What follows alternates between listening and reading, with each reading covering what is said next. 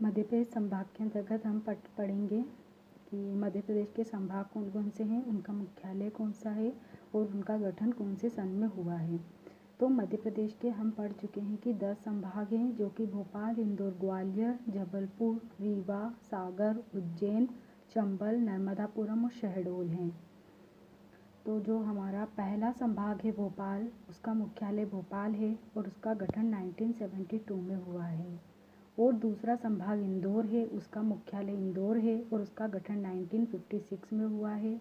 तीसरा संभाग जो है मध्य प्रदेश का वो ग्वालियर है और उसका मुख्यालय भी ग्वालियर है और उसका गठन 1950। मध्य प्रदेश का चौथा संभाग जबलपुर है, उसका मुख्यालय जबलपुर है और उसका गठन 1956 में हुआ है। मध्य प्रदेश का पांचवा संभाग रीवा है, जिसका मुख्यालय रीवा ही है और उसका गठन 1956 में हुआ है।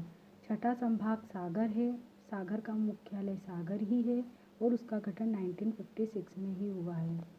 और हमारा अगला सातवां संभाग उज्जैन है, उसका मुख्यालय उज्जैन है और उसका गठन 1956 में हुआ है।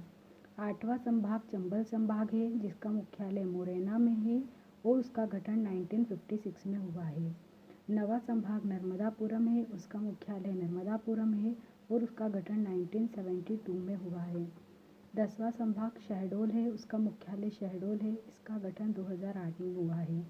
तो संभाग से संबंधित 3 पॉइंट को मैंने हाईलाइट किया है, जो कुछ इस प्रकार है कि जो भोपाल संभाग है उसका गठन 2 में हुआ है। सेम नर्मदापुरम संभाग है, उसका मुख्यालय नर्मदापुरम है, उसका गठन 1972 में हुआ है। और शहडोल, उसका गठन 2008 में हुआ है। इन 3 संभाग को छोड़ करके बाकी सभी संभाग जो है उनका गठन 1956 में ही हुआ है। मध्य प्रदेश में वर्तमान में 10 संभाग में है। सबसे नया संभाग शहडोल है, जिसका गठन 2008 में हुआ था। नर्मदापुरम संभाग का पुराना नाम होशंगाबाद था।